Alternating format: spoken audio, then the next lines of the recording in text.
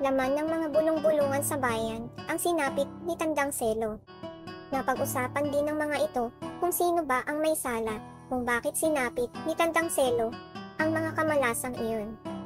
Ang sisi naman ay ibinunton ni Hermana Penchang sa lolo ni Huni.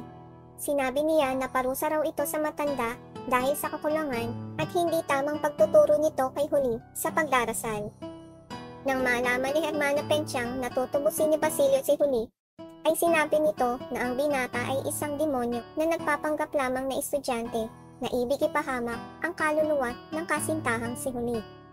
Samantala, si Kabesang Talis naman ay nakalaya na sa mga tulusan dahil sa salaping na pagbentahan ni Huni ng kanyang mga alahas at nautang nito sa Hermana.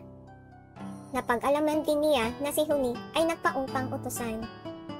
Ang lupa na dati niyang sinasaka ay pagmamay-ari na ng iba, habang si Tata Selo naman ay napipi. Iniutos din ng hukuman na lisanin na niya ang kanyang bahay at binigyan lamang siya ng 3 araw para umalis.